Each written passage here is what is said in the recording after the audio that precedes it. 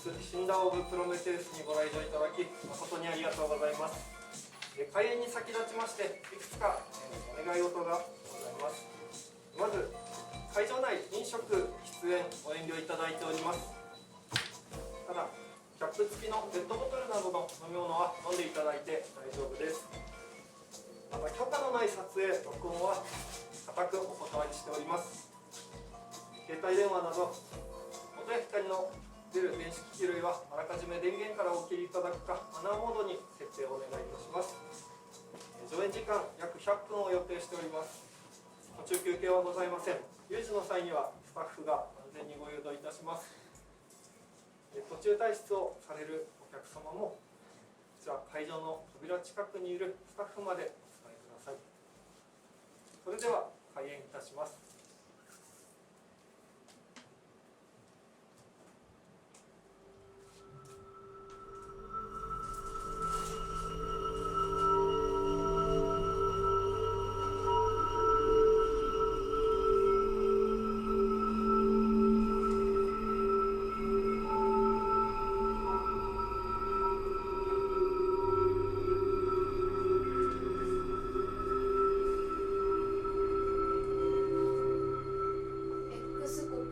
経済的破綻、国際機構に援助を求める旧政権の排外的な政策が原因。 X 国再生巨大新興企業オリンポスグループが名乗り、ナノマシンなど最新技術を駆使した社会構想、国際的な承認得られるか。元 X 国OEN オリンポス経済ネットワークとして再スタート。官僚主導ではなく企業主導、市民の力で新たな社会を。 OEN 世界初物理通貨廃止、完全キャッシュレスの新通貨リグ、尊厳を大事にする社会への願い込め命名。市民のナノマシン接種義務化へ、生体認証により給与や保証のスムーズな受け取りが可能に、煩わしい税収も自動化、画期的な試み。OEN 政府尊厳保障制度の実施を発表。最低限の生活費用を政府が負担。ナノマシン認証で毎月の自動受給、安定と安心を得られる社会へ。 OEN 本格的な移民受け入れ開始、国際社会へもアピール。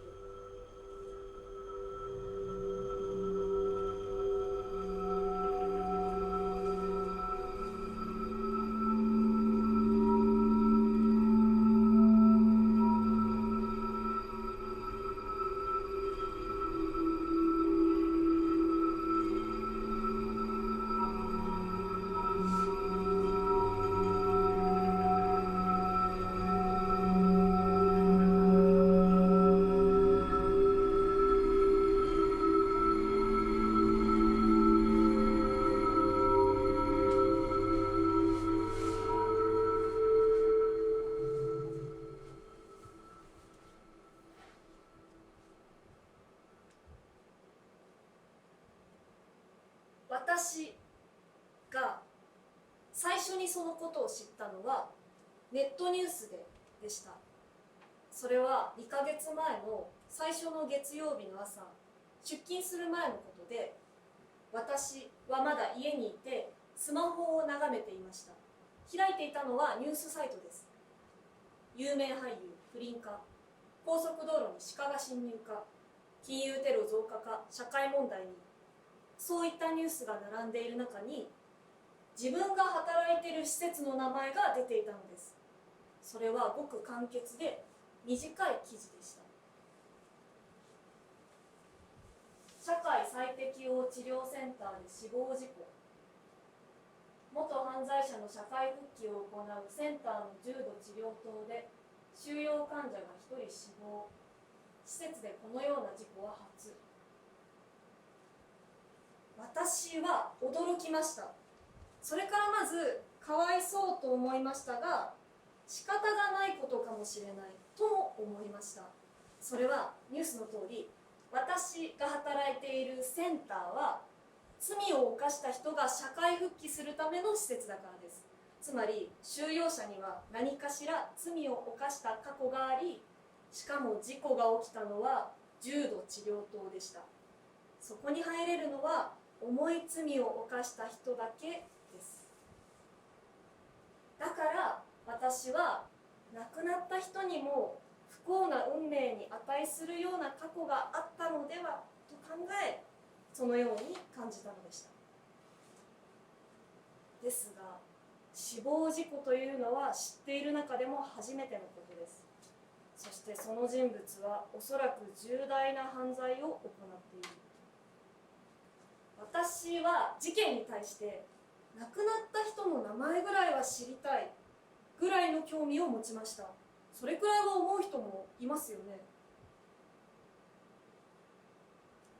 ですが、私は出勤してから考えました。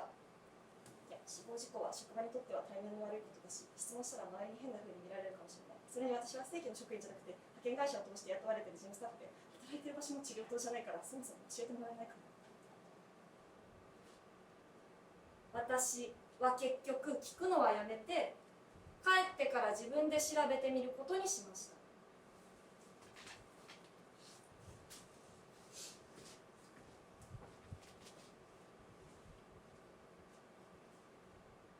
私はそれからいくつかのニュースサイトで事故の記事を見つけました。しかし内容はどれも大差なく、すでに知っているものと同じでした。亡くなった人には申し訳ありませんが、正直言うと私は少しがっかりしてしまいました。それからもし亡くなったのが普通の病院で無実の人だったら、もう少し詳しく報道されていたかもしれないと思いました。元犯罪者だと当然のことということではないですが、最初に私が仕方ないと感じたように、みんなどこかで納得してしまえてあまり興味を持たなそうだからです。だってニュースってみんなが興味ありそうなことを伝えるものですよね。それにきっと元犯罪者の詳しい情報を公開しても印象が悪くなるだけだから、施設の方もあまり情報を出さなかったのかもしれません。私はそれ以上考えるのはやめにして、次の日からまた普通に働き始めました。事件のことは正常に処理されたようで、それ以降は報道もされず、職場でも話題に上がることはありませんでした。まあそうですよね。もしこれが自分の職場で起きた事件でなければ、私もそのまま忘れていたかもしれません。でも自分の職場で起きたことなのに、名前もわからないっていうことがどこかで引っかかっていたんでしょう。私は1週間ぐらい経ってあることを思い出しました。これはおそらくというか確実に悪いことで、誰にも言ったことがなかったんですが、告白すると、私は以前掃除中に偶然パスワードがメモしてある紙を発見して、それを捨てずにカバンの中にしまっていたんです。紙には派遣スタッフは入れない職員用ネットワークのログインパスが書いてありました。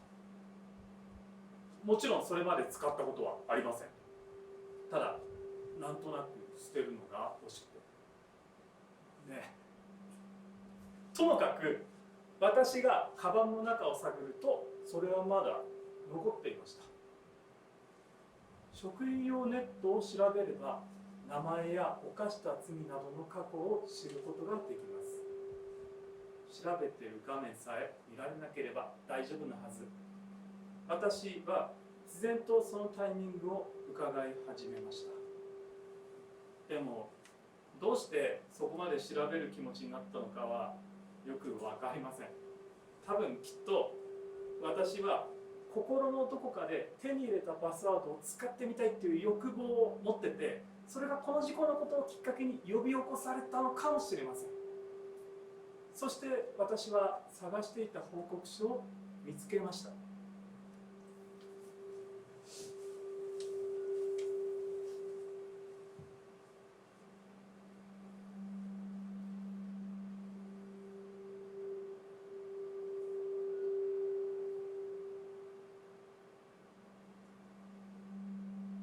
中身を読んでみると、どうやら本当に不幸な事故のようでした。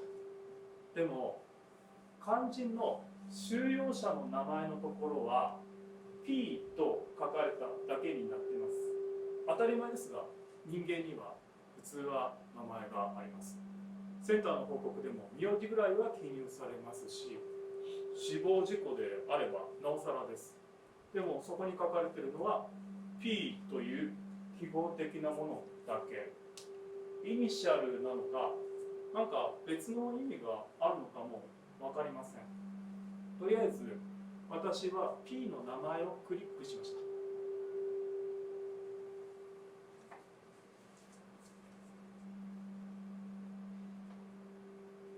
思想犯という文字列に私はびっくりしました。それは映画やドラマでしか聞いたことのないような言葉だったからです。一体 P とは何者なのか。私は余計にそのことが気になってきました。しかしバレるのが怖くなってきたので、私はしばらく調べるのはやめて様子を見てみることにしました。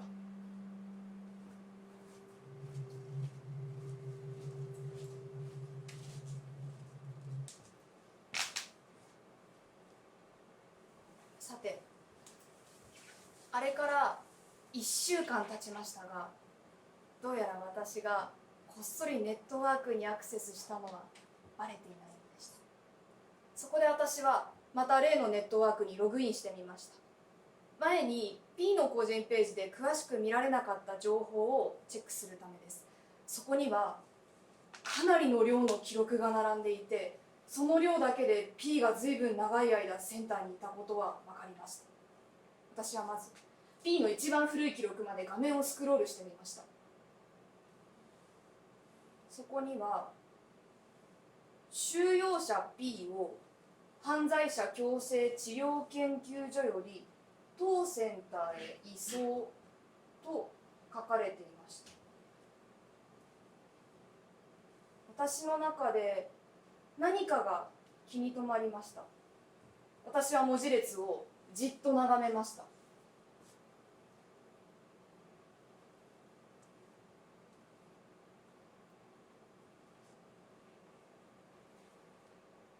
違和感の原因は文章ではありませんでした。それは日付です。その報告の日付は今から70年前のものになっていました。私は見間違いではと思い、もう一度日付を確認しましたが、間違いありません。施設の収容者は治療プログラムを終えれば再び社会へ出ていきます。1週間、1ヶ月、1年、プログラムにもいろいろありますが、一番長くて7年ぐらいのはずです。だからそもそも何十年もいるというのはありえないことでした。私は P が移送されてきたという研究所の名前には覚えがありました。それは確か就職した時の説明で聞いたんだと思いますが、最初はそこで犯罪者の社会復帰に関する研究をやっていて、それが70年前に新しくなって今のセンターになったということだったはずです。画面をまた上へ戻っていくと、さらにいくつかの文字列が引っかかりました。コミュニケーション用部位の削減処理。脳以外の機械化によるコスト削減についての報告、外装のコンパクト化の必要性につ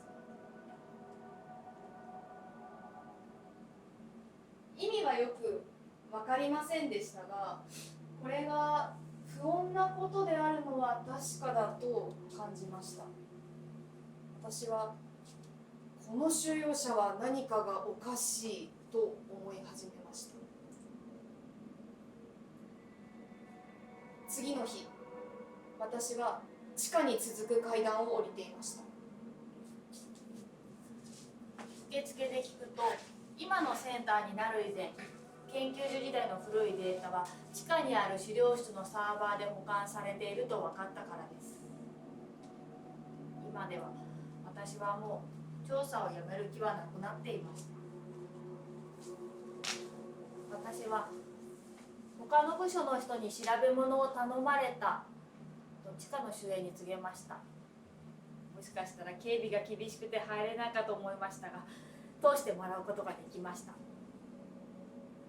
さて、私は研究所時代の記録の中にも P の文字を見つけました。あの人物です。そこにもたくさんの記録があり、スクロールしていくうちにやがて P の入手時の記録にたどり着きました。見出しは、収容者 P を警察の特別拘置所より研究所へ移送。そこにはちょうど今から100年前の日付が書かれていました。私は混乱してきました。これがどういうことなのか、私にはよくわかりません。記録には P が施設にやってきた際の詳細もありました。本名不明、かなり長期間特別拘置所にいた模様。外見はひどく痩せており、30代ほどにも老人にも見える。右腕と右足は双方が膝下から切除。細胞部位の骨蓋あり。脳の一部、内臓の大部分も機械化済み。キャスター付きの大型透析ユニットなどの外部臓器が付属しており、対象はその巨大な内臓たちを引きずりながら移動する。目はうつろで表情なく、刺激にも目立った反応なし。脳は正常で意思疎通は取れるはずだと担当の医師は述べる。要検査。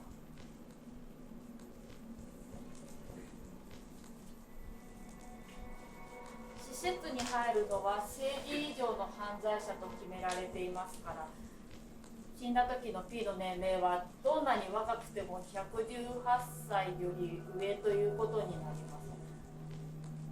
100歳を超えて生きる人は現代では極めて珍しいというわけではありません。でもどんな病院でも100年も治療を受け続けている人なんて聞いたことがありませんし、その状態は普通の病人と呼べるものではありませんでし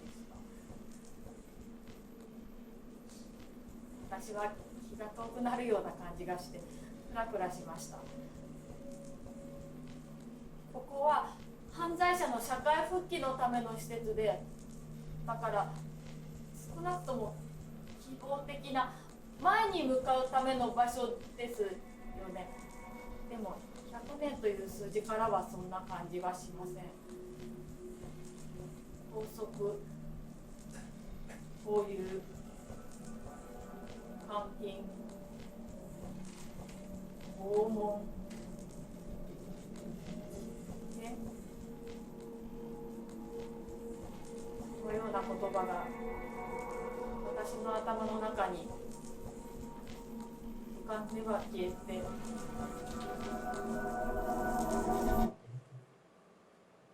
急にどれだけ時間が経ったのかわからなくなりました。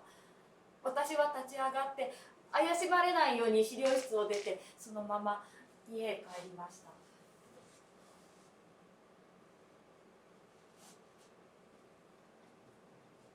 結局私私の中の P への疑問と未知への恐怖は一層深まるばかりでした。でもここから先は特別拘置所の記録を探す必要がありましたが、外の施設となるとさすがに私には難しいことでした。私は一人で暗闇に取り残されてしまったように感じました。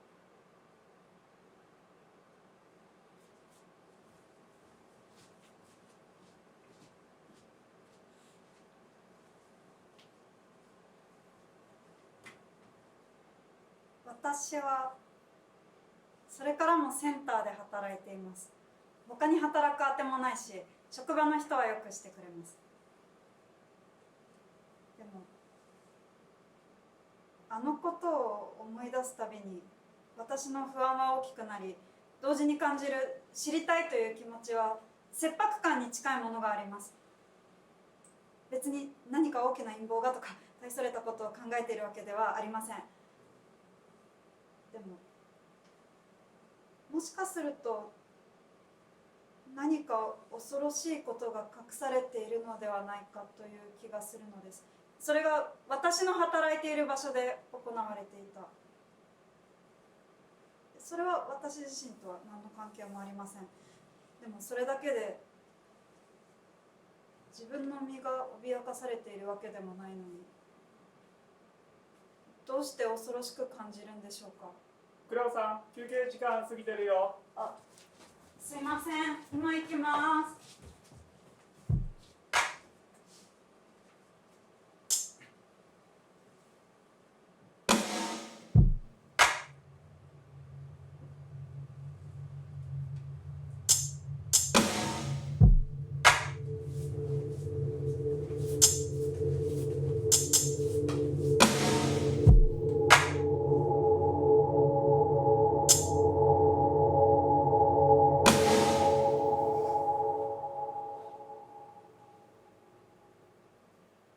カメラで見てるだろう。聞こえてるだろう。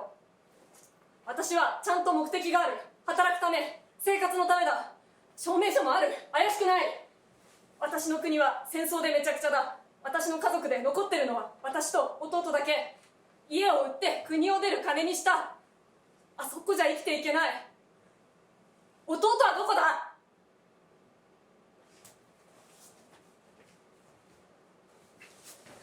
OEN は昔と違う。移民の受け入れをしている。そうだろ。尊厳が守られる国、ニュースで見た。証明書をちゃんと見ればわかる。私は権利がある。ちゃんと働く。あ、もしもし、それでさっきの人なんですけどね、移民だってことで ID の申請を出してたんですが、虚偽申請で無効になってるんですよ。確かに渡航した時点では持っていた証明書は有効でした。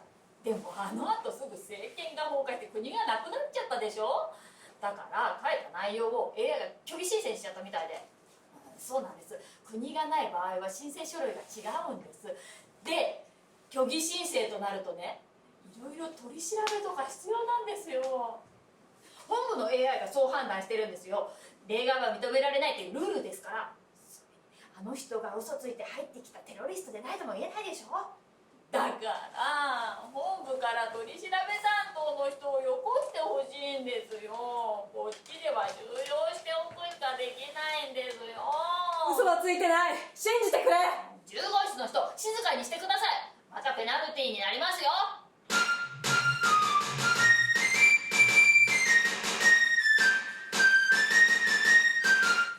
本当にテロリストじゃないのか。そうだ、弟にも聞いてくれ。でも家族の上にまだ子供でしょ。ちょっと証拠にはならないね。でも違う。ですが、そうなるとあなたの身分を証明できる人間はどこにもいないんですよ。今のところ虚偽の証明書以外にはあなたの身分を保証するものが存在しないんです。嘘ついても得はない。それはわかりますよ。でも本部の AI がまだテロリストの疑いをかけてるからね。困ったな。あなたたちはどうしたら信じる。証言は全て記録されてますから、こちらとしてはとりあえず嘘をついてないと本部が判断するまでいろいろ喋ってもらって材料増やすしかありませんね。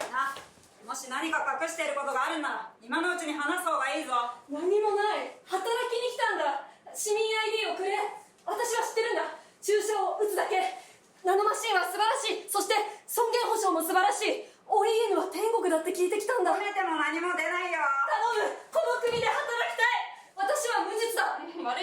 決める私たちじゃないんですよ。そういうことだ。じゃあ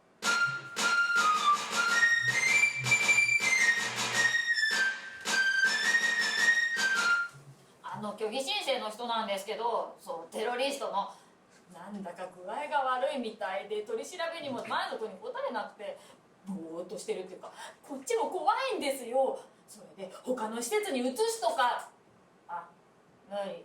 はい、そうですよね。はい、昨日は動けないっていうんで点滴を。でももしかしたら病気とか持ってるかもしれないし、意思を精神的、そりゃ悪いんじゃないですかね。カウンセラー、はい、わかりました。ありがとうございます。でも一応医師の方もお願いします。なるべく早めに。はい、よろしくお願いします。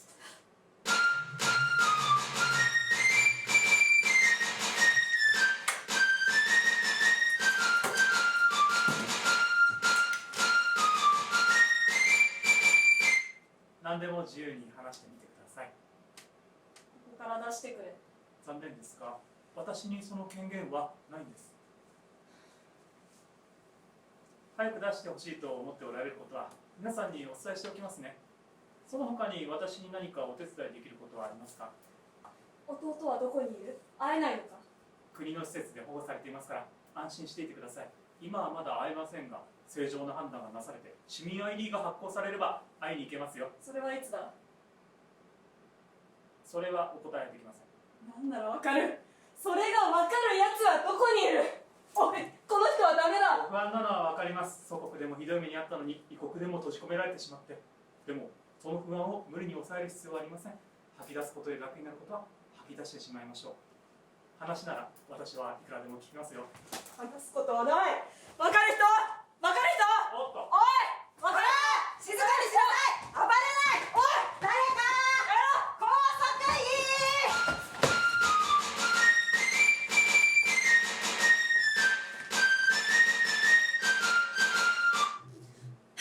なんでこうなるまで病院に見せなかったんですか？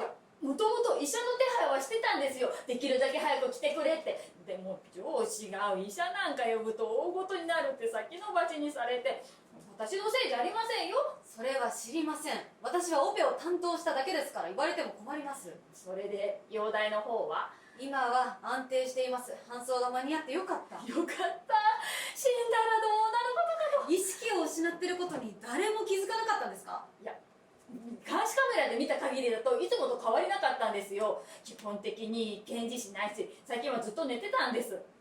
普段からもう少しコミュニケーションを取ってくれていればそれは気づけたかもしれませんけど、それより病名は何だったんです？急性の糖尿病です。病気自体は一生残るでしょう。もともとその気があったみたいですが、本人は無自覚でストレスや環境の変化で一気に悪化したんでしょうね。でも治るんですよね？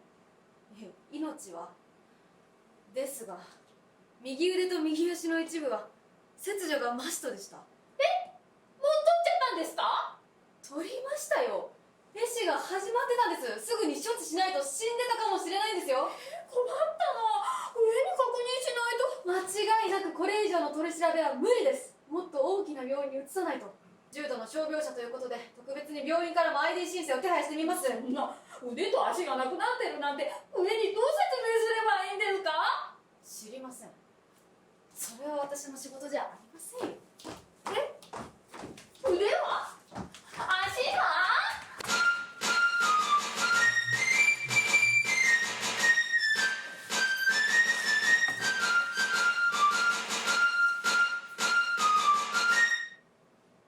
もうダメだ。 ID はもらった。だがこの体では働けない。サイボーグ手術の値段は高い。私の人生は台無しだ。あいつらのせいだ。希望を捨てないでください。その様子だとニュースを見てないんじゃないですか？見て何に？今朝新しい法律ができたんです。障害者労働機会保護法といって、体に障害のある人のサイボーグ手術を助ける法律です。つまりあなたのような方が再び社会にて働けるよう優先して安く手術が受けられるし、アフターケアもあるんです。本当か？ええ、もちろん無料ではないのでいくらかはかかりますが、それもすぐには支払わなくていい。あなたが働き始めたらそこから少しずつ返していけばいいそうです。もしご希望でしたら役所の人が対応してくれるよう私の方から連絡できますよ。頼む。私には働ける体が必要だ。働いて弟と暮らしたい。わかりました。では連絡がついたらお伝えしますよ。では良くなれる機会に。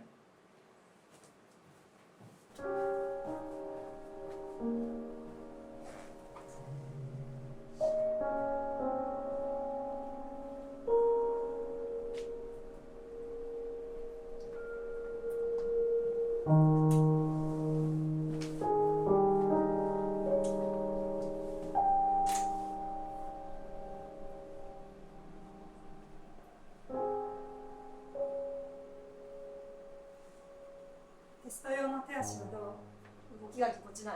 早く本物が欲しい。まあそうよね。でも写真で見たより元気そうだわ。あなたは新しい医者か？手術はいつだ？私は OENGA 軍のユースティス少佐よ。はじめまして。軍人？私に何の用がある？私は元は国連所属だけど、今は OEN でリクルート担当をやっているの。でも過去の軍は旧体制のシンボルみたいなものだったから、まだまだイメージは良くなくて、だから私たちも新たに入ってくる全ての人々が誇りを持って働けるよう改革を進めているの。移民の採用率を高めていく方針で募集もしているけど、こちらからも声をかけさせてもらっているわ。あなたもよ。話は分かった。でも私は病人でまだ技師すら本物じゃない。私の担当は新たに発足するサイボーグ部隊なの。入隊すれば手足は格段に高性能なものになるし、軍のものを貸すって形になるけど、退役まで働けば自分のものになる。病気に関しても人工臓器で傷んだ機能を復元することができるわ。もちろんオペは必要だけど、でも給料は高いし、弟さんの学費もサポートできるわ。どう？あなたは私を調べたのか？悪く思わないで、そういう仕事なの。でもあなたに起きたことは本当にひどいことだったと思う。この国を代表できるわけじゃないけど、残念だわ。やめてくれ。あのことは思い出したくない。ごめんなさい。でも個人的に伝えておきたくて。それで入隊の話はどう？あなたは嘘をついていないか？嘘じゃないわ。でも私が選ばれたのはなぜだ？あなたはね、サイボーグ手術への適性が非常に高いの。本来の自分とは違うものを深く受け入れられるのは一つの才能よ。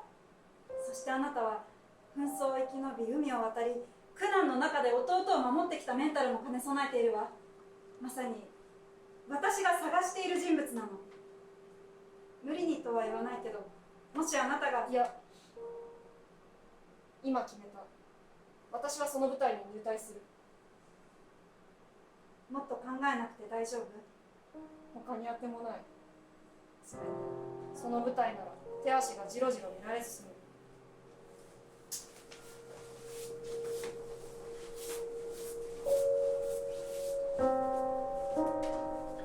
元気か？ああ、私は大丈夫だ。なかなか帰れなくてすまない。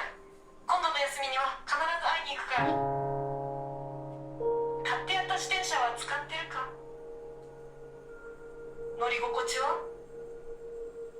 うん。学校は行ってるか？そうか。それはよかった。何か必要なものがあったらすぐ言えよ。また連絡する。元気でな。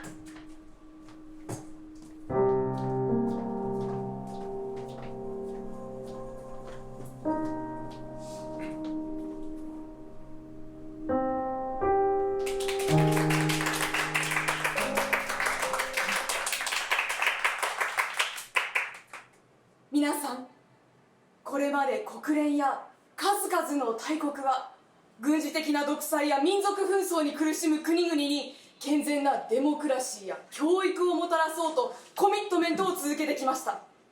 しかしこれには失敗も多かったことを我々は認めねばなりません。数々の悲惨なリアルが今もそれを伝えています。一度は平和になってもその土地に平和を根付かせるための土壌がないためサスティナブルなものにならないのです。まるで植えた苗が根付く前に枯れてしまうように。それらはあまりに悲劇的ですが、時には変えようのないリアルがあるのではないかと国際社会は考えてしまっていた。しかしそれでいいのでしょうか。我々はその悲惨さの前にただ黙って見ているしかないのでしょうか。それは違うはずです。ですから我々 OEN は考え選択しました。諦めないという選択肢をです。そしてついに彼らに守られるべき市民権と経済的基盤を迅速かつ確実に確保するスキームを開発しました。これこそが尊厳社会パッケージです。パッケージは4つのステップに分けられます。まずステップ1は制圧。現地の執行機関の承認が得られれば OEN の重サイボーグ部隊を派遣し、妨げとなる勢力を速やかに制圧無力化し、人々を保護します。我々のテクノロジーは戦車や戦闘機、ドローン、ミサイルなどあらゆる電子機器を無効化でき、こちらは単独でドローンの群れを操ります。現代戦で彼らにかなうものはありません。そしてステップ2は整備。制圧を終えた地域にはガス状のナノマシンを散布します。これにより人々に OEN の市民 ID が無条件で発行されます。 OEN の法が適用されますから尊厳保障としてディグを支払います。これにより貧困というこびりついた汚れが洗い流され、健全な社会が芽生える土台が整備されます。そして第3のステップは管理。現地の政府には OEN と同じ型の管理 AI を貸し出します。このガイドに従えば政治的な教育がなくとも OEN と同じ体制で税収などがサスティナブルに管理できるわけです。そして最後となるステップ4は活性化です。ステップ3と同時に OEN の企業を現地に派遣し、インフラを構築することで雇用が生まれ、経済が活性化します。 OEN の法に基づいたサービスも受けられるようになる。現地の民族文化や戦争の爪痕は保存することで観光資源ともなります。以上が我々が提供する尊厳社会パッケージの全容です。これらの費用としては年ごとに全々州の数パーセントをマージンとして徴収します。すでに3つの紛争国がこのパッケージの受託を承認しました。来月にも1つ目の作戦がスタートする運びとなっております。将来的には文化レベルが上がり国際政治にも参入するとなれば OEN が開発中のコンプライアンスチップを提供する用意も進めております。脳に長期間チップを埋め込むことへの影響が不明確なことからまだ国際的なコンセンサスは得られてはおりませんが、これが各地域で効果を発揮すれば彼らにもそして私たちにも大いなる安心とさらなる利益がもたらされるでしょう。では良くなれる機会に。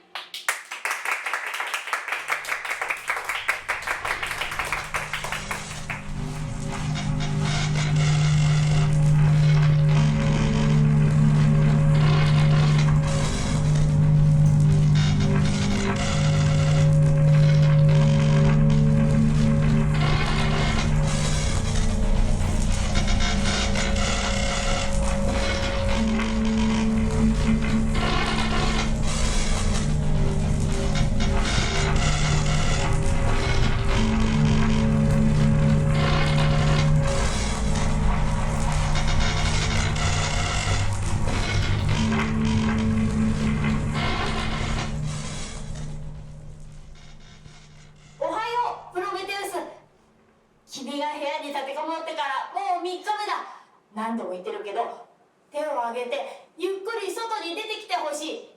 水道や電気は止まってるだろ。暑いし喉も渇いただろ。返事がないと警察が突入してしまいそう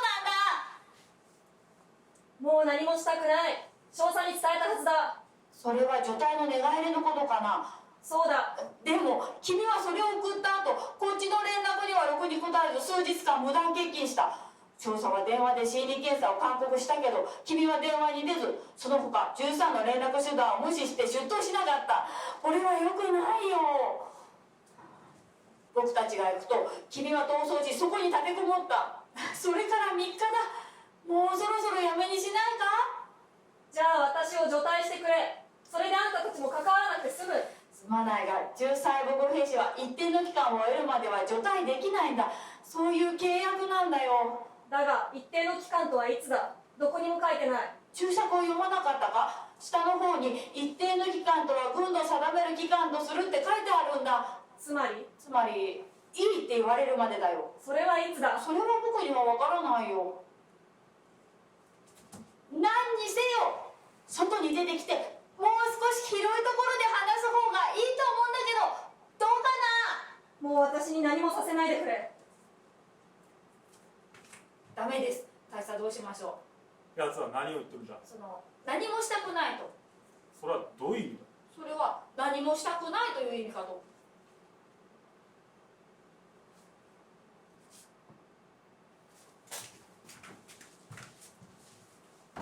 プロメテウス、聞こえるか。私は情報部隊のバイヤーだ。バカなことやってないで早く出てこい。頼む、私を放っておいてくれ。階級は君より上だ。その言葉遣いは何だね。バイヤー大佐、どうか自分を放っておいてください。それはできん。いいか、機関は軍と契約を結んでる。軍曹、説明しろ。はい。軍人が就労上の問題を抱えている場合は治療を受ける義務があります。またサイボーグ技師は軍の備品であり兵器です。職務を放棄する者が所持することは盗難および過剰武力の処理にあたります。説明よし。説明よし。そういうことだ。これ以上問題を大きくするなら警察に引き渡さねばならなくなるぞ。大佐、自分は何もやってはおりません。本当にそうなら私はここにはおらん。確かに機関には何か考えがあるのかもしれん。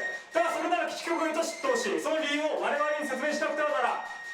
大佐の方からこの部屋に入っていただくことはできないのでありますか。それはできん。機関が出頭するのがルールだ。ですが自分は何もやっていないのであります。だからそれやってないのが問題なんだ。機関は本当にあらゆる義務を放棄してるじゃないか。そこから出ようとすらせず対話の機会の持とうとせん。ではこれは対話ではないのでありますか。軍曹、あいつは何を言ってるんだ。これは対話ではないということを言っているんだと思います。あんなと。そうだ、これは対話ではないに決まっとる。では今我々がやっているのは何でありましょうか。それは対話以外の何かだ。対話にはしかるべき場所、状況というものがあるが、君はそこから顔すら見せてないじゃないか。外に出てこい。バイヤー大佐、なんだ。アルコールか薬物を使用しておられますか。そんなわけなかろう。勤務中だぞ。失礼なやつだ。申し訳ありません。どうもおかしいと感じたもので。今おかしいのは君の方だ。さあ、いい加減顔くらい見せたらどうだ。仮に自分がお顔をお見せすれば大佐殿はどうなされますか。君を確保し基地局へと連行する。そして対話だ。しかるべき3問のまで機関がなぜ何もしないか、その理由を述べる機会を与えてやる。大佐、今言っております。なんだ。理由であります。自分が何もしないのは何もしたくないからであります。あいつは何を言っとるんだ。何もしたくないから何もしないということを言ってるんだと思います。ダメだ。それは理由にはならん。なぜでありますか。何の説明にもなっとるんじゃないか。ですが本当に何もしたくないが理由の場合は。通常そのようなことは単なるわがままであり理由とは見なされん。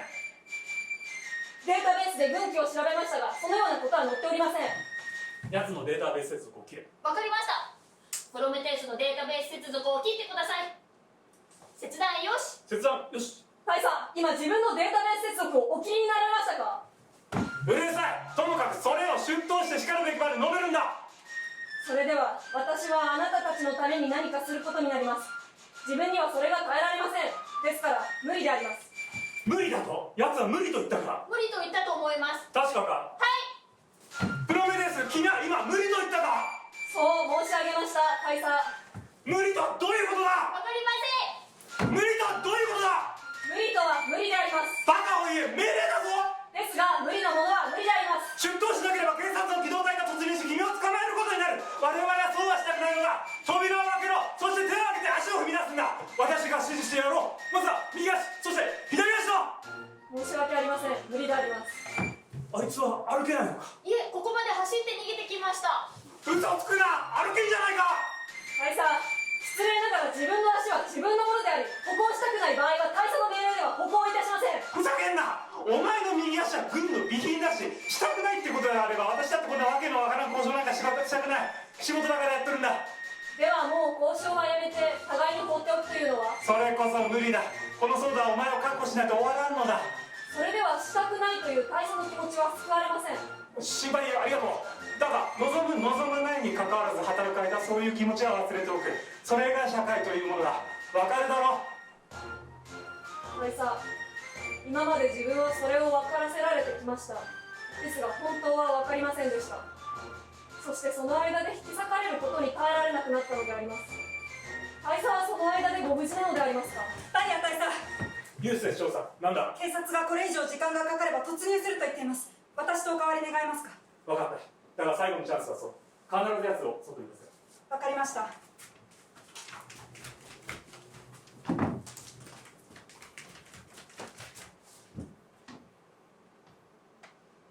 プロメテウス、なぜ一度も私の通話に出てくれなかったの。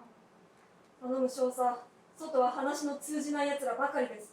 放っておいてください。プロメテウス、落ち着きましょう。私に従えば悪いようにはしないわ。こっちに戻ってきて、まずは心理検査を受けて、それから一緒にこれからのことを考えましょう。無理です、少佐。プロメテウス、私たちと来て心理検査を受けるの。逮捕されればもっとひどいことになるわ。検査を受ければどうなります？あなたの就業上の障害に対して適切なセラピーを提供できるわ。眺めのいい場所で自分を見つめ直し、他人とのつながりを回復する。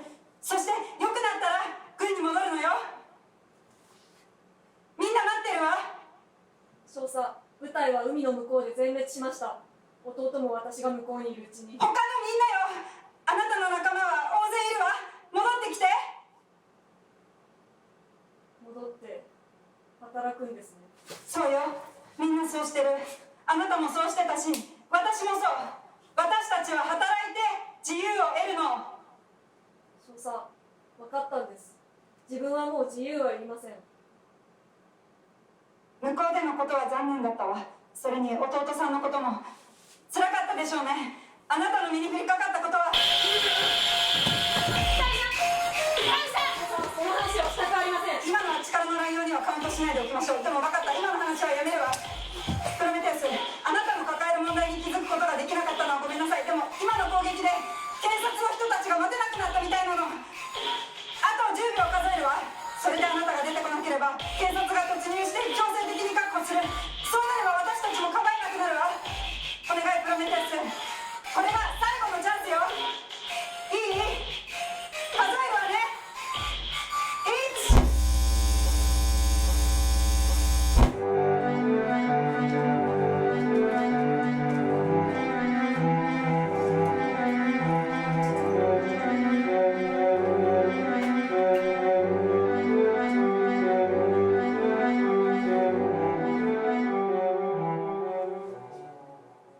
なぜこんなことをした？も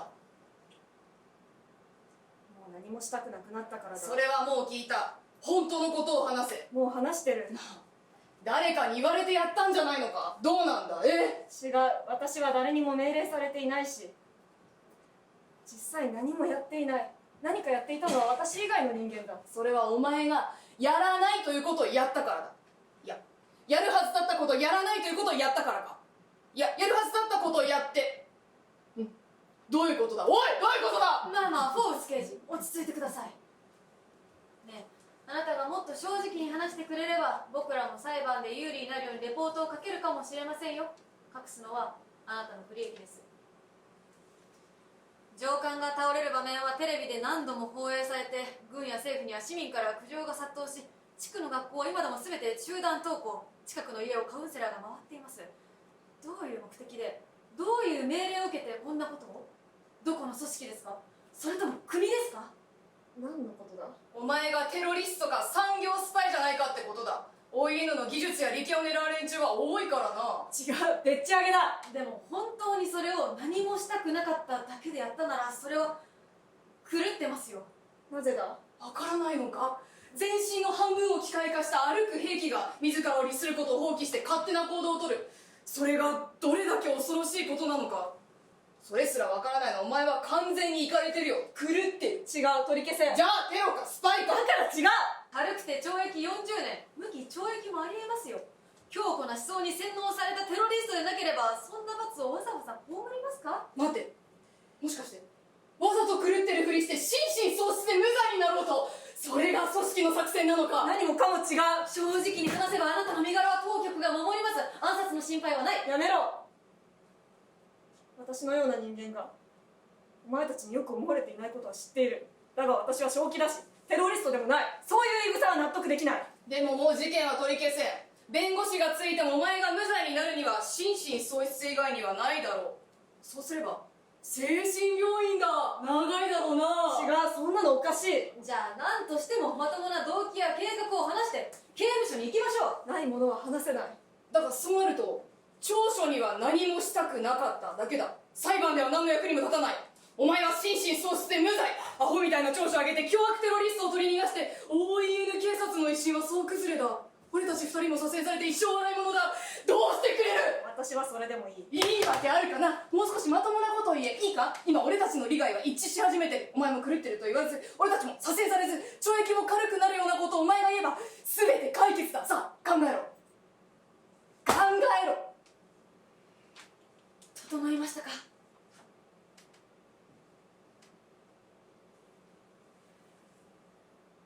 人間には自由がある。尊厳があって幸せになる権利がある。人権だ。 ID をもらうときレクチャーで習った。私は何かがおかしいと思ったからそれに基づいて行動した。国を出てここに来て軍に入って、それに従う以外の選択肢は私になかった。だがそれはおかしい。何かがおかしいんだ。私はそれをしないこともできていいはずだ。それで私はそれを実行した。どうだ、変じゃない？少しまともになりましたね。でももっと良くなります。でもそれを実際にしてはいけないというのは分かりますよね。でもやる自由はある。だから実行できた。そうだろう？それは狂ってますよ。もう少しなんとかならんか。自由を手にする権利は我慢した人だけにある。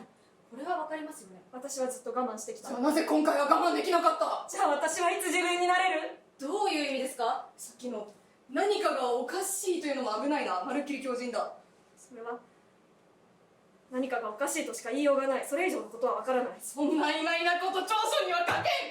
やっぱりわざと狂ったふりをしてるんだな。嘘つきのテロリスト、哲学者気取りのスパイめ。何が自由だ。だが私はできたんだ。それが狂ってるというなら自由な人間というのは全部狂ってる。お前は人を殺しても同じこと言うのか？でもやってみたらできてんです。バカな。遺族の前で言ってみろ。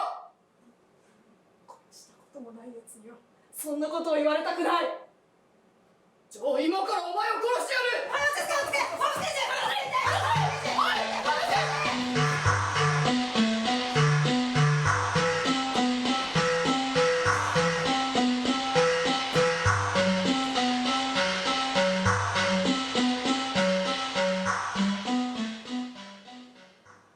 フォーブス刑事、デーモン刑事、半年も勾留して何ら意味のある調書が取れていないとはどういうことですか？犯人の体調不良を理由に弁護士の面会を止めるのにも限界があります。これでは検察も裁判で戦えません。ですが犯人は巧みに私たちを翻弄し正気かどうかもつかめないのです。最近は口数もどんどん少なくなり何もしないしか言いません。同じような言葉を繰り返すのは事前に準備した証拠です。犯人は訓練されたテロリストの可能性がある。デーモン刑事、どう思います？本部長の意見にアグリーです。でも僕らも法を破らない範囲のあらゆるテクニックを使いましたが、奴の強情さは折り紙付きです。フォーブス刑事、どう思います？奴には過去にテロリスト容疑がありました。テロリストならば尋問に耐える訓練を受けているはずです。ですから尋問に耐えているということは奴はテロリストなんだと思われます。本部長、どう思われますか？なるほど。それに直前に反映されていたのは崩壊した奴の祖国です。軍に潜伏し、そこで指示を受け取ったのかも。あそこは無法地帯でさまざまな組織が潜伏している情報があります。軍はずっと騙されていたことになりますね。あるいは現地で過去の仲間に勧誘されたとか。記録では奴は派兵中に弟の訃報を受け取っています。失うものがない人間は組織も扱いやすいはずです。なるほど。でも今の段階では全て憶測だわ。それを事実にするエビデンスがなくては。仕方ありません。本部から心理分析班の応援を要請しましょう。何としても犯人から有効な証言を引き出さないと。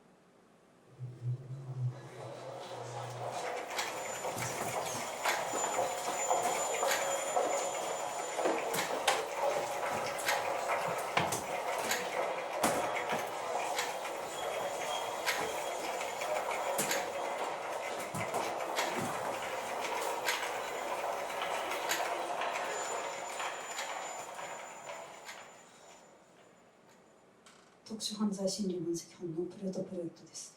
ではこれより重サイボーグ立てこもり事件の犯人の分析結果について説明しようと思います。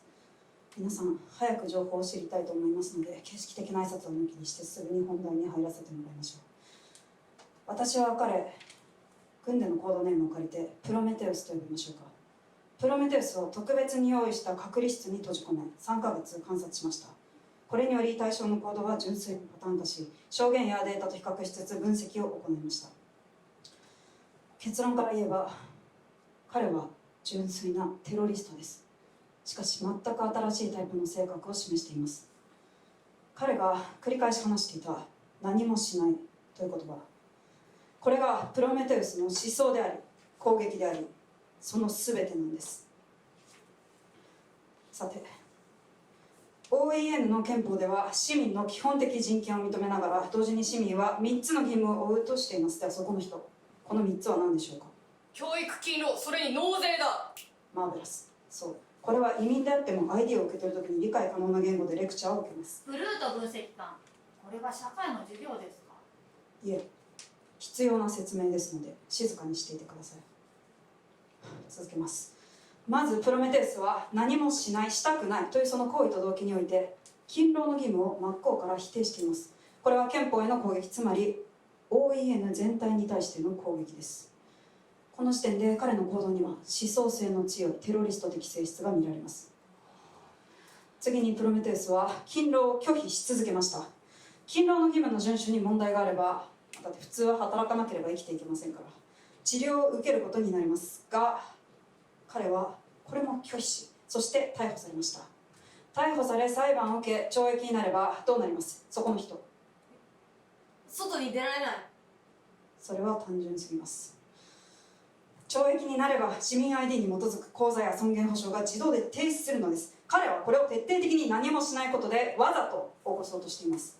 口座が停止すればその間納税は発生しません。これは勤労の次は納税の義務を捨てるという意思表示でしょう。 OEN のあらゆるサービスは市民の税に支えられていますが、彼は他の市民を支えることを故意に放棄したということです。これは他の市民全ての利益に対する攻撃で、明らかに極めて強い反社会的メッセージを持っています。これはまだ彼の目的の最初の部分に過ぎません。プロメテウスには障害者労働機会保護法などあらゆるサービスへの支払い義務がありました。口座が停止すればこの支払いが蓄積していきます。また彼は軍から引き離され、重サイボーグに必須のメンテナンスは受けられません。現在は我々がこの費用を負担しています。本来なら尊厳保障やこれらさまざまなお金はプロメテウスが労働や経済活動を行うことを通して社会を循環し利益を生むはずでした。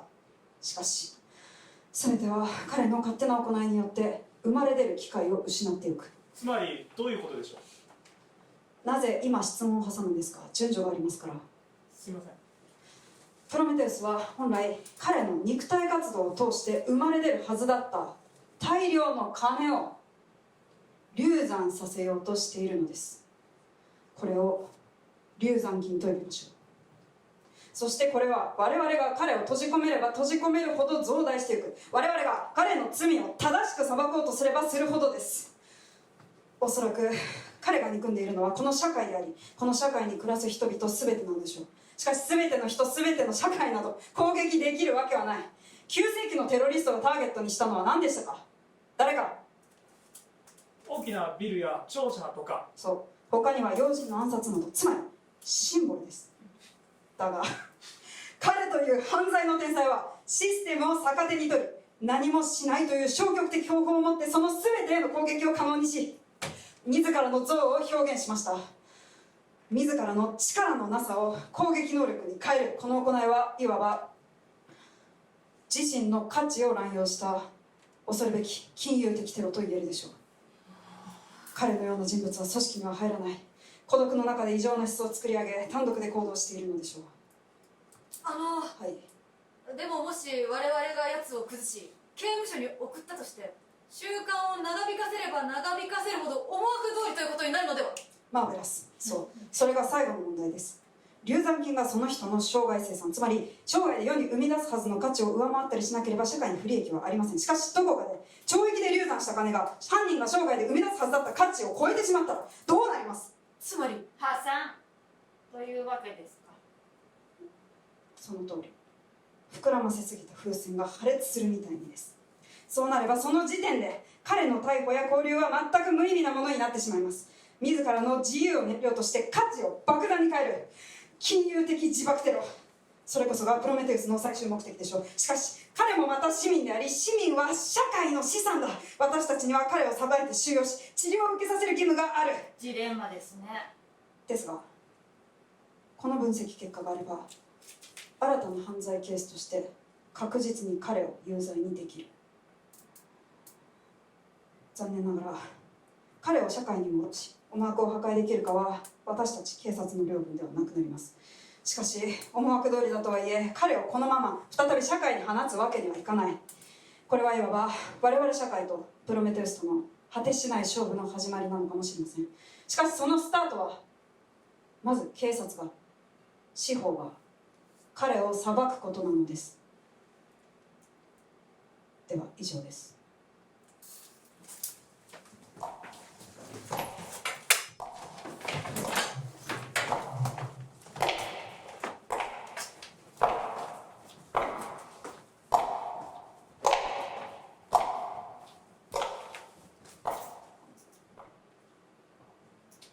はじめまして。やっと会いましたね。国選弁護人のパックスです。呼んだ覚えはないと思っていらっしゃいますか？実はですね、逮捕勾留されていて弁護士を呼ぶ手段がない方にも自動的に国から弁護士が選ばれることになってるんです。しかし弁護を行うには本人の許可がいるんです。ですから許可をもらえますか？あなたは誰も傷つけてない。あなたが受けている仕打ちは不当なものです。あなたは今までとても辛い経験を乗り越えてきた。でもそれは大きな傷となって知らずとあなたを苦しめ、今回のことにつながってしまった。そうですよね。事件当時あなたは海外派兵から帰ったばかり、戦場では悲惨な経験をし、弟さんの訃報まで受け取らなくてはならなかった。そうですよね。正常な判断ができなくなっても無理はありません。いいえ、狂ってると言いたいわけではないんです。重要なのはそれで事件当時心神喪失状態にあったという説明が可能だってことです。つまり無罪を主張できる。実際に無罪になるかは分かりません。でも刑務所ではなくて医療施設での待遇になることは十分ありえます。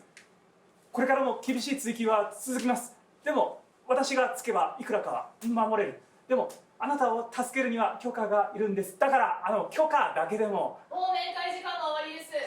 さあ今から裁判だ。歩け。許可だけでも許可だけでも許可だけでも。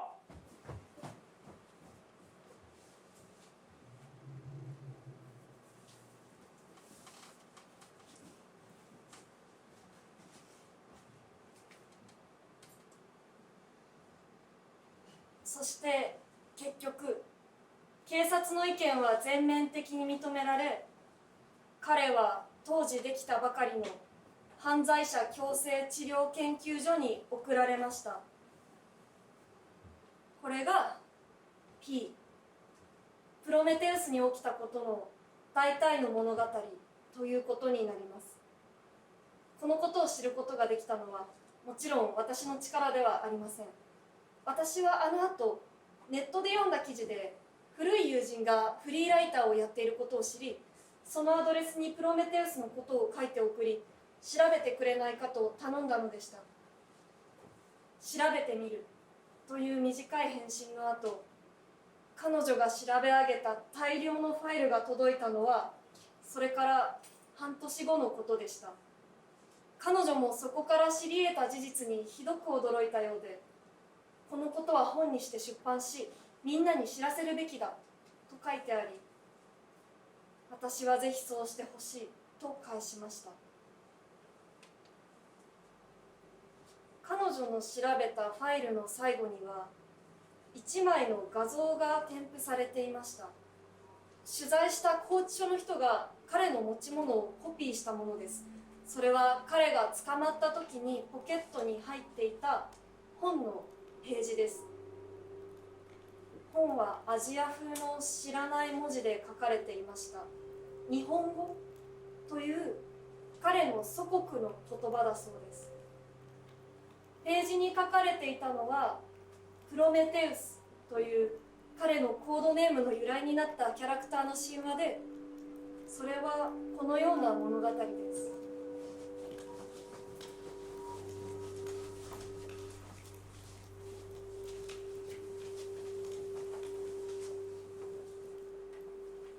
大昔、神々の王であるゼウスは人間と神々を区別していました。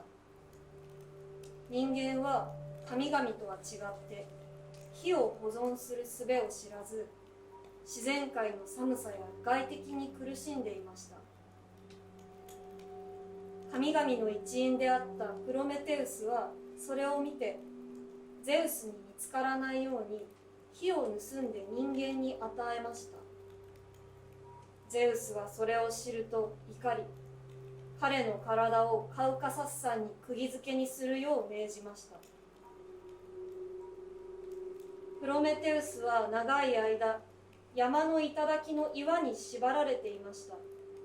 毎日わしが空から降りてきて、その内臓をついばみましたが、不死身の彼の内臓は夜のうちに再生し、その苦しみは遥か後にヘラクレスが彼を解放するまで続きました。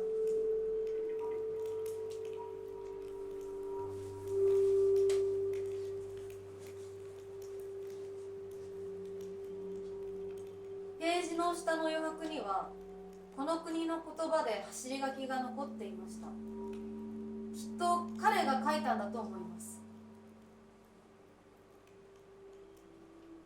物語の中のあの人のように。私はプロメテウスの本当の名前を知れることを期待していましたが、結果から言うとそれは分かりませんでした。文字は分かったのですが、正確な発音の資料がなく読むことができなかったのです。彼女曰く日本語は文字と発音がずれている特殊な言語で、これから詳しい人を探すそうです。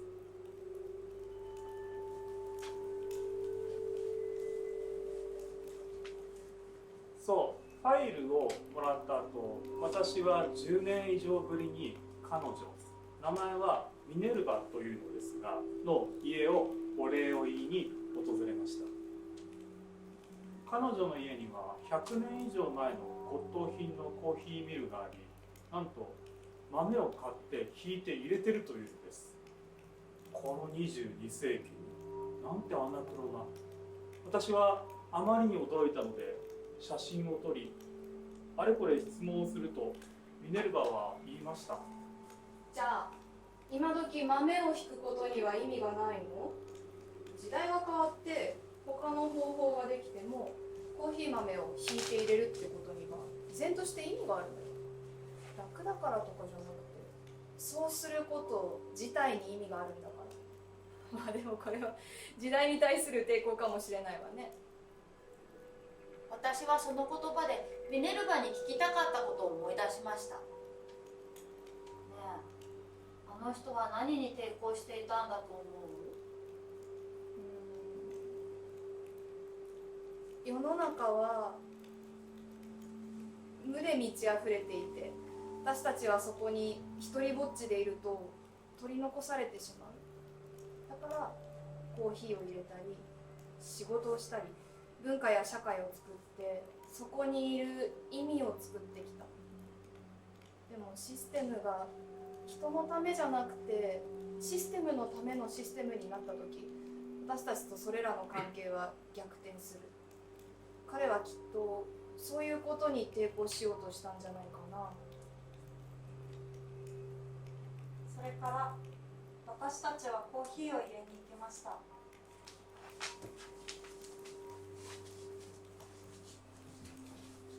言っても私は見ていただけですが、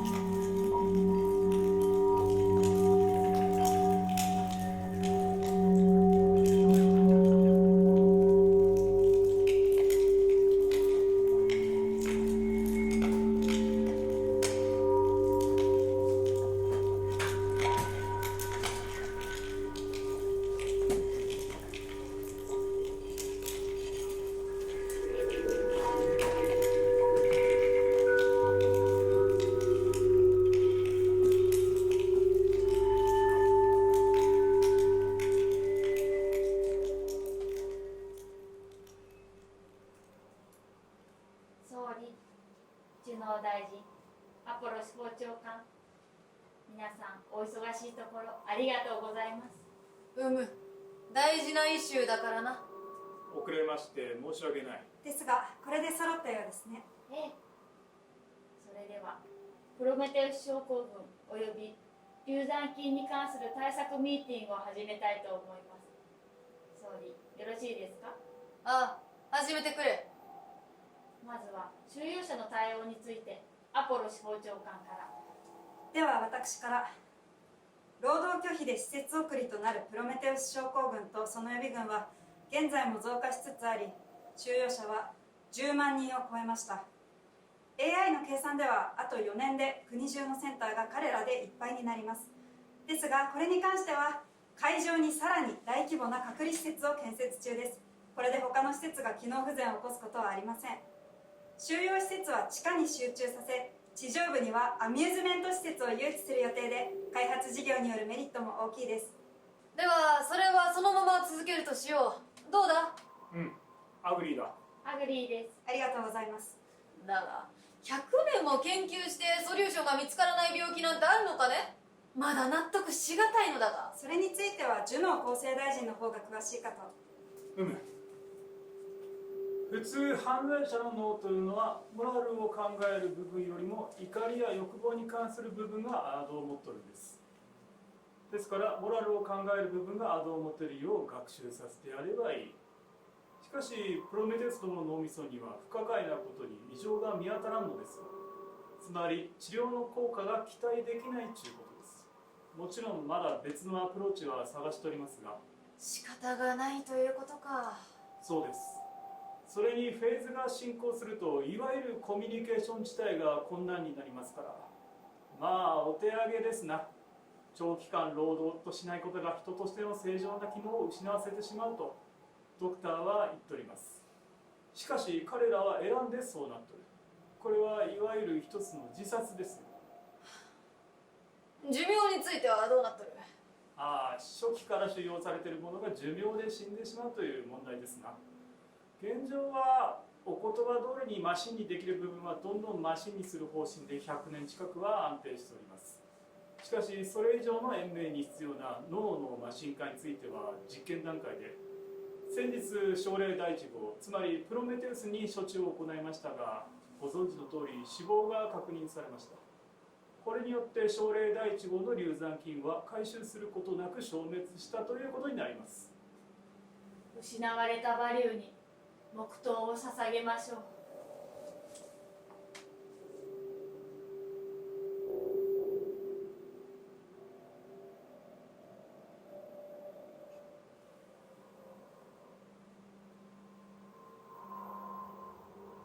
皆さんありがとうございます。総理、何かオピニオンは？いっそのことを全員治療を諦めて放り出すというのはどうだ。テロリストの疑いはなかったということにして。何を言ってるんです。アグリーしかねます。私もアグリーできんな。それで口座が回答されれば尊厳保障があるんだから、そいつらも経済活動に戻れる。だってさすがに食ったり飲んだりするだろ。まあ労働者には遠く及ばんかもしれんよ。しかし流産した金として無駄になるよりは。我々からルールを保護にしてしまえば元も子もありません。働かなくても犯罪者じゃないということに何とか解釈できんのかね。消極的であるが消費することもまた社会が存続するための一つの労働とかなんとか。憲法には労働の義務が明文化されとる。簡単にねじ曲げてしまってはいかん。ええ、彼らのアクションがテロであることは今や世界的なパラダイムです。テロ対策法の中にも P 型金融テロとして明文化されて、ディグ導入国でも同様にオーソライズされています。無視する方が責任問題ですよ。だがそうかな。いやいや総理、世界の労働環境、労働意欲とともに一位を誇る OEN はそのような犯罪を決して容認しないとサミットの場でもおっしゃったはずだ。いやでもあれは私が書いた原稿ではないし。総理、それは責任逃れでは。ああ、そもそも脳をマシン化しようが凍結した口座から流産金を回収する方法は見つかっていないんだぞ。放り出せるなら放り出してしまいたい。これはそろそろお言葉を聞いてみるタイミングかもしれませんな。そうですね。これは我々の知恵だけでは難しいイシューのようです。それにマーキュリーズはそのためにアサインされているのでしょう。そうか、我々にはまだお言葉がある。マーキュリーズ、頼む。もちろんです、総理。では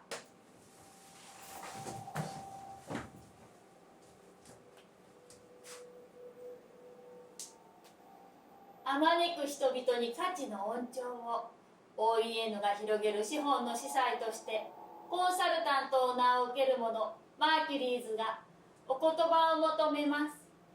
総理大臣の名を受ける者ユピテルがお言葉を求めます。厚生大臣の名を受ける者ジュノーがお言葉を求めます。司法長官の名を受ける者アポロがお言葉を求めます。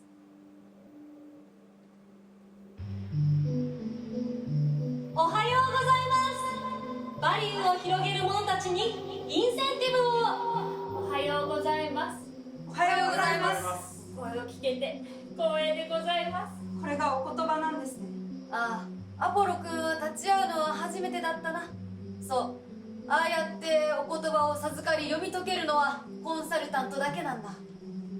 僕は初めはただの貝殻だった。だが人々がそれを育み大きくした。アダムによってカールによって僕は定義され賢くなった。象徴となりシステムとなり、そして君たちの働きが僕をそれ以上のものにしたんだ。ありがとう。だから僕はこの世にオンリーワンの純粋に霊的な存在として到来したんだ。さてコンサルタント、もっと良くなるためにはどんなナレッジが必要かな。プロメテウスたちは増え続けています。しかし我々はまだそれらの犯罪と流産した金についてのソリューションを見つけられずにいるのです。どうかお力をお貸しください。ああ、流産した金よ。一体どれだけのバリューが生まれることができなかったことか。金々の嘆きが聞こえるようだよね。全く嘆かわしいことでございます。それに脳のマシン化はまだ成功しておらず、プロメテウスとその流産菌は消滅しました。ああ、悲劇的な大損だ。でも OEN がもっと豊かになればテクノロジーももっと良くなるよね。サクセスはそう遠い話ではないよ。全てがモジュールになり命は実質永遠になるんだ。頑張ろう。しかしながらお言葉よ、流産した金を回収するには彼らに消費させなければなりません。しかし意識も体も持たないプロメテウスたちはそのバリューを消費する術を持たないのです。永遠は素晴らしいものだよね。永遠があれば良くなり続けることができる。だから永遠と引き換えにならどんなものだろうとプライスレスなんだ。プライスレス。お言葉は何をおっしゃってるんだ。わかりました。脳のマシン化さえ可能になれば永遠に延命ができます。そうすれば私たちはそれ相応の代金を請求できます。その実現はそう遠くはないでしょう。そして永遠にまとまった値段をつけることはできません。提供期間も永遠ですから、これはサブストリーミング形式が適切でしょう。流産どころか無限に回収し続けることができます。ピンポーン10ポイント。10ポイントいただきました。すごい。なるほど。だが犯罪者の口座が凍結されている問題は？永遠に生き永遠にバリューを生み出す、それより尊い働きはないよね。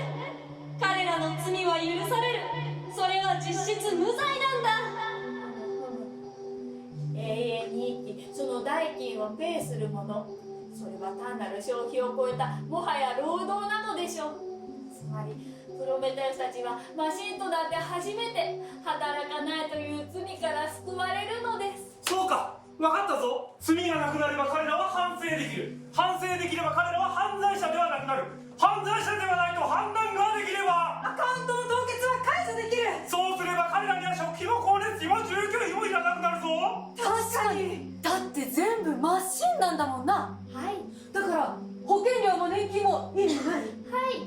だからそうすると奴らの収入は尊厳保障だけになるが、それが永遠の延命手術の代金なのでしょう。口座に入るお金はそのまま永遠のサブスク費用としていただいて構いませんよ。そうか。だって彼らは他に金を使わないんだもんな。はい。ピンポンピンポンピンポン50ポイント。50ポイントいただきました。現在の10万人の収容者が1人年130万ディグの尊厳保障を生み出すとして2300億ディグが無条件に寄付されるのと同じです。そして逮捕されるプロメテウスたちが増えるに従って増加し、そして増加し続けていく。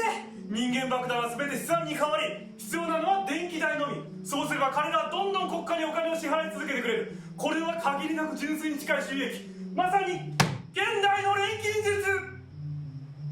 すごい。解決だ。これでもっと良くなるよね。良くなるのはいいことだよね。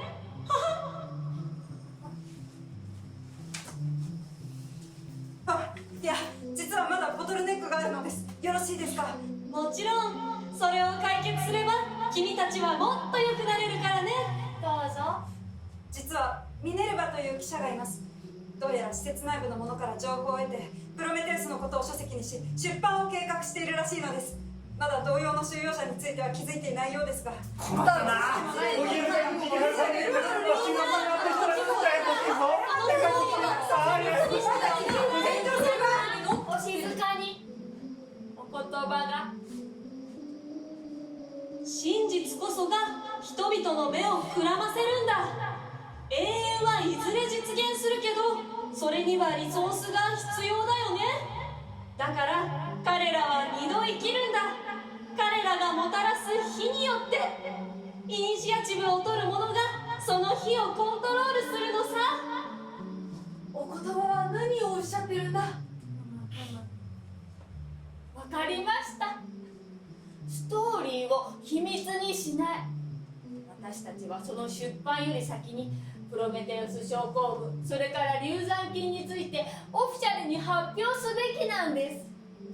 でもスキャンダルを公表すれば支持率は、私の総理力は。総理、脳のマシン化は将来的には必ず可能になります。ですがまだ多くの資金と時間がいります。ですからこのプロメテウスたちをメディアにコンバートするんです。それはキャラクターとなりカルチャーとなり、そしてビジネスになる。利益ですよ。その注目は社会層や年齢、人種を問わず大きいはずです。まあそれは間違いないだろうが、それがいわゆる炎上ではないのか。市民から運動が始まればそれは政府へのバッシングから始まるでしょう。しかしこちらから先手を打って市民に発表し投げかけるんです。我々も困難な状況にあるのだと。それでどうなる。発表となれば謝罪が必要だ。謝罪は政治家にとってはプラスにならない。総理、それは古いデータですよ。最近の研究では長期的に見れば謝罪はプラスになることもあるそうです。エビデンスもあります。本当か。ピンポーン、10ポイント。その通り、君は頭を下げるために生まれたんだよね。あ、お言葉がなんという身に余る光栄。ありがとうございます。これは立場の高い人が伝えるほどアピールになります。そうすれば書籍のインパクトは失われますよ。そして総理は過ちを認めた責任ある人物として称えられるんです。コツはいいのか悪いのかは市民にジャッジを託すことです。そうすれば必ず意見は分散し、市民は混乱します。次第に賛成の運動も反対の運動も当たり前のことになり、いつしか混乱した状況が新たなパラダイムになるのです。するとそこで政府が対策を打ち出しコミットすることは勇気あるアクションとして映るのです。そうか、そうだな。そうですよ。そうだな。プロメテウスというキャラクターが持つテーマは非常にユニバーサルなものです。戦争、貧困、家族、尊厳、そして愛。100年前の人物で遺族もいませんから配慮も必要ありません。彼というキャラクターはあらゆるメディアとなって人々に降り注ぐでしょう。幸い OEN は世界中のメディア会社やサブスクの株を持っています。その通り、50ポイント。カルチャーがグローバルに盛り上がり、ベネフィットが拡大すれば僕らのマネーのアドはさらに上がるよね。僕らはさらに広いエリアを僕らのドメインの中に取り込むのさ。誰もが無視できないエピックコンテンツになることがこの火の力を高めるんだ。君たちは今よりもっと良くなる。今までのどの時よりももっとね。そうすれば流産した金たちも浮かばれるはずだ。そうだよね。はい。そのご機会をお与えくださることが私たちにとって何よりのインセンティブにございます。もっと良くなりたければポイントを消費してまた僕を呼んでよね。僕はそのオポチュニティを決して裏切らないからさ。じゃあまたさようなら。さようなら。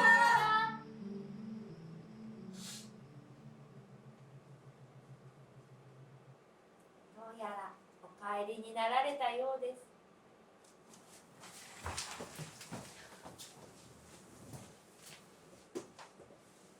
それではもろもろの対応策についてコンセンサスも取れたようですし、これで今回のミーティングを終了したいと思いますが、総理よろしいですか。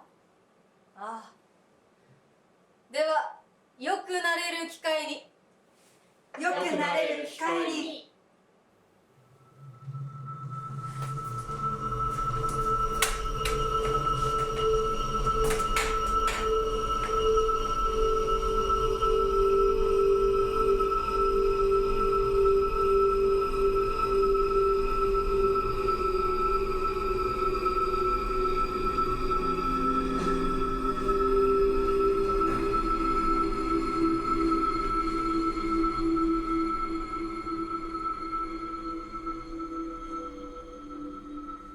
1年前プロメテウスのことが突然世間に公表されました。そして同じようなプロメテウス症候群のことも、彼と同じような労働拒否者たちは10万人に上り、それがみんな国の施設で拘留されているというのです。その後出版されたミネルヴァの本は、問題を知らせるというよりムーブメントの火付け役になりました。しばらくは拘留者の解放を求めるデモと、そのデモに反対するデモがたびたび衝突していたようですが、最近は落ち着いていました。ところで、ある日曜日に街を歩いていると、ビルのディスプレイにミネルヴァが映っていました。それは有名な映画祭のニュースでした。彼女の書いた本が原作になったプロメテウスの映画がノミネートされたのです。彼女は脚本にも関わり、映画は国外でも大ヒットしていました。映像には彼女の役をやった俳優やプロメテウス役の俳優、それに私がモデルになった役の俳優も映って笑っています。私はなぜか少し憂鬱な気分になりました。次の日、起きて出勤の準備をしていると、祝日でした。どうやら存在を忘れていたようです。私はラッキーと思い、そのまま外に出かけて買い物をしました。街には同じような人たちがたくさんいました。ちなみに私はまだセンターで働いています。私は働くのが大好きというわけではありません。でも全く働かない生活なんて想像できません。それで助かっていて嬉しいことがあるのは事実だし、外に居場所があるのは落ち着きますし。そのまた次の日、出勤の準備をしていると、祝日でした。勤労感謝の日。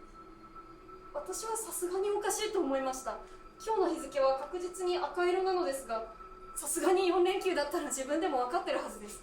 驚いてカレンダーをチェックすると、1ヶ月のすべての日付が赤色、火曜日、祝の表記になっていました。勤労感謝の日、勤労感謝の日、勤労感謝の日。次の月も、その次の月もです。私は気が動転しました。恐怖もありますが、何とも言えない興奮が襲ってきました。小学生が夢見るもしもの世界のようです。すごいすごい。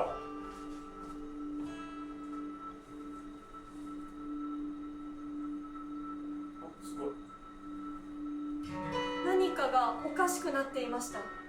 私は久しぶりにテレビのニュースをつけました。速報の見出しには全ての日付が祝日に変更と書かれています。どうやら何者かが OEN 全体のネットワークに悪意のあるプログラムを流し込んだと思われます。ですが、こんなことができるのは軍事用のサイボーグくらいで、しかも現在は危険な技術なので制限されている。もしかすると国外からの攻撃かもしれません。しかし祝日は祝日ですよね。そうですよね。みんな休みたいと思うのですが、どれだけ直してもすぐに火曜日の祝日に戻るんです。ですがこれは全くオフィシャルなものではなく、意味はありません。皆さんは普通にいつも通りの生活、いつも通りの労働を続けてください。社会は皆さんの協力がなければ成り立ちません。どうか混乱して勝手に休んだりはしないように。まあ私もこうやって出勤しているわけですが、しかし公式ネットが改ざんされてしまっていると、会社の方も責任を追及できないのでは。ですが、そうするとみんな困りますから、そこは出勤していただくより他ありません。本来はそうではないわけですから。今都市部ではすでに混乱が起こっており、祝日はどうやら半年の期間からさらに増殖している模様です。また DIG の管理システムを通してその他の DIG 導入国の日付も祝日化が進んでいるようです。総理、世界規模で被害が拡大している模様ですが、はい、この件に関しましてはすぐに対策ミーティングを予定しており、スピード感を持って全力で対応していく所存です。ただいま警察からも新たな情報が入りました。改ざんされたシステムのログには名前が残されていたそうです。プログラムを作った者が仕込んだとみて捜査しておりますが、名前は日本語という少数言語で表記されており、まだ解読できていないようです。総理、やはり何者かが人為的に仕組んだ可能性があるようですが、今私たちが皆さんと共に築いてきたものを揺るがそうとしているものが誰であろうと、これは明確に悪であります。私は総理としてこの場を借りて皆さんにお伝えしたい。この危機は非常にクリティカルなものです。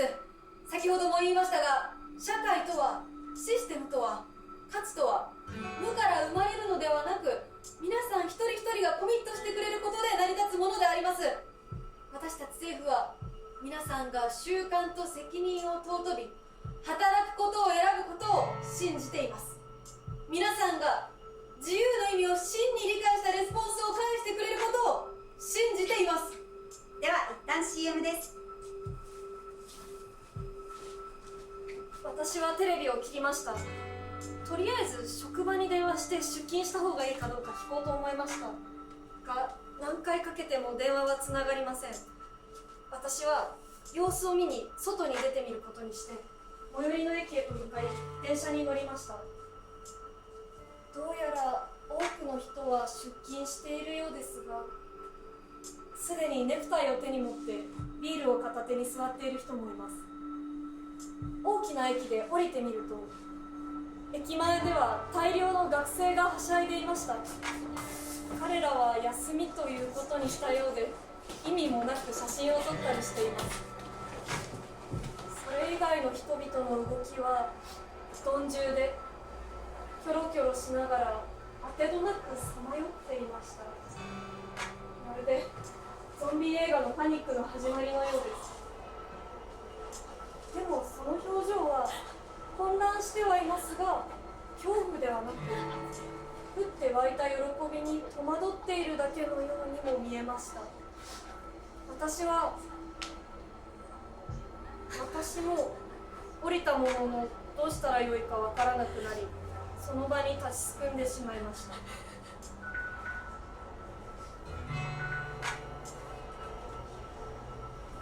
はい、まだ自宅です。いい、さっき連絡したんですけど、繋がらなくて、はい、出勤今からですよね。いえ、シフトは午前からです。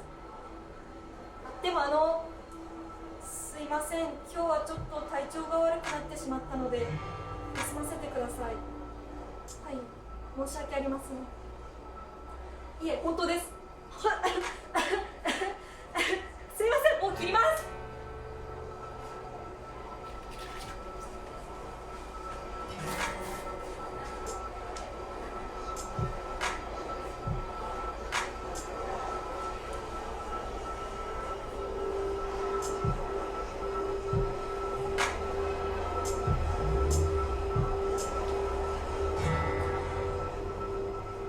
私はあてもなく通りの方へと歩き始めました。どこか遠くで花火のような音が聞こえました。私が歩き始めると、後ろに同じような人たちが続き始めました。私たちはうろうろと、それでも賑やかな方面へと向かっていました。それは次第に増え、列に波になっていきます。